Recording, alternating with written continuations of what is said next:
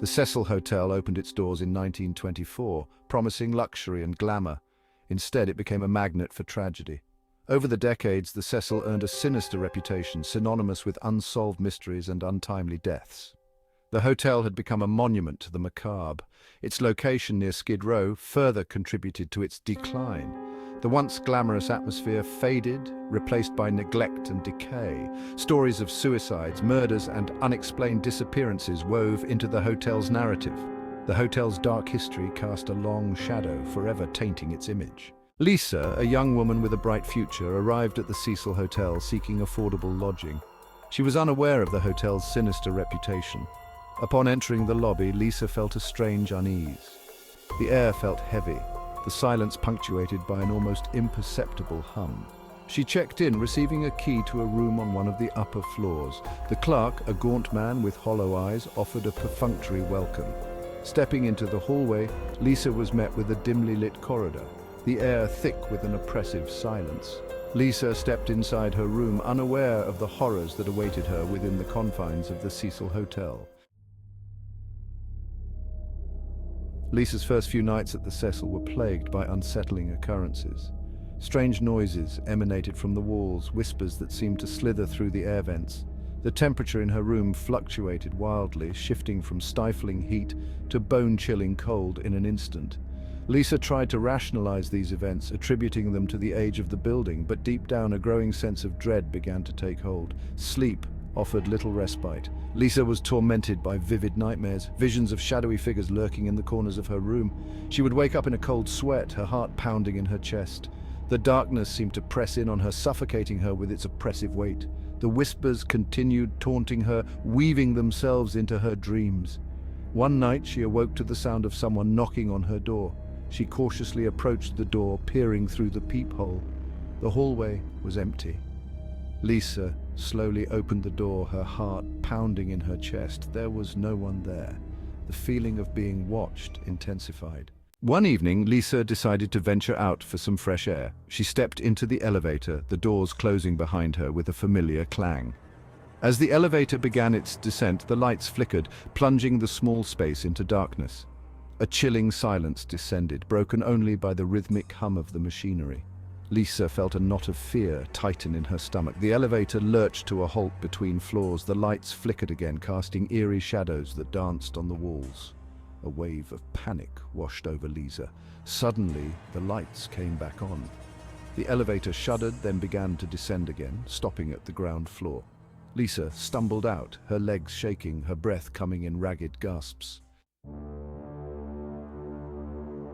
Following the terrifying elevator incident, Lisa's mental state began to deteriorate rapidly.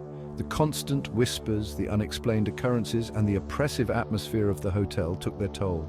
She became increasingly withdrawn, isolating herself in her room.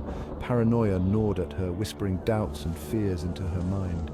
She began to see things, shadowy figures lurking in the corners of her room. Lisa's sleep became even more disturbed.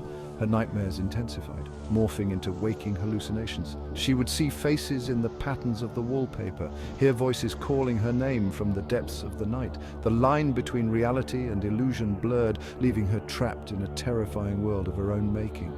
Desperate for solace, Lisa tried to contact her family, but her calls went unanswered. She felt increasingly isolated, abandoned in a place that had become her personal hell. Lisa was alone, trapped in a nightmare from which there seemed to be no escape. One day, Lisa vanished without a trace. Her belongings remained in her room, her suitcase packed as if she'd been preparing to leave. The hotel staff, initially unconcerned, began to grow suspicious when she failed to check out. A search of the hotel yielded no results. Lisa had simply disappeared, swallowed whole by the Cecil's dark embrace. The mystery of her disappearance deepened, adding another layer to the hotel's already sinister reputation. Days turned into weeks, and still there was no sign of Lisa. The police were called in, but their investigation proved fruitless. They interviewed the hotel staff, searched the surrounding area, but found no clues to her whereabouts. Lisa's disappearance became a cold case, another unsolved mystery in the annals of the Cecil Hotel. Then, weeks later, a horrifying discovery was made. Lisa's body was found in one of the hotel's water tanks on the roof. The circumstances surrounding her death remain shrouded in mystery. Following Lisa's tragic demise, reports of paranormal activity within the Cecil Hotel intensified. Guests and staff claimed to see a young woman resembling Lisa wandering the halls, her eyes filled with a haunting sadness. The whispers in the dark seemed to take on a new urgency, as if Lisa's spirit was trying to communicate from beyond the grave. The Cecil's reputation as a haunted haven solidified, attracting paranormal investigators and thrill-seekers from around the world. One guest reported seeing a figure resembling Lisa standing at the foot of his bed in the middle of the night. He described her as having a pale, almost translucent complexion, her eyes fixed on him with an unnerving intensity. The guest fled the room in terror, refusing to return. The incident added fuel to the growing legend of Lisa's ghost, solidifying her place in the Cecil's haunted history. The sightings continued, each one adding to the growing mythology surrounding Lisa's ghost. Some claim to hear her voice, a soft whisper echoing through the corridors. Lisa's tragic death was not an isolated incident. The Cecil Hotel had a long and disturbing history of violence, suicide, and unexplained disappearances. The hotel's dark past seemed to cast a pall over its present, attracting those drawn to its morbid allure. The Cecil had become a magnet for tragedy, a place where despair and desperation seemed to converge. In the 1930s, the hotel became known as a suicide hotspot. Guests would jump from the upper floors, their bodies landing on the street below. The gruesome incidents added to the hotel's growing reputation as a place of ill omen. The Cecil's dark legacy began to take shape, its walls stained with the blood of its victims. The hotel also became a haven for serial killers, drawn to its anonymity and its proximity to Skid Row. Richard Ramirez, known as the Night Stalker, stayed at the Cecil during his reign of terror in the 1980s. Despite its dark history, the Cecil Hotel continued to attract guests, drawn by its affordability and its central location. Many were unaware of the hotel's sinister reputation, while others sought out the thrill of staying in a place steeped in tragedy. But few were prepared for the unsettling experiences that awaited them within the Cecil's haunted walls.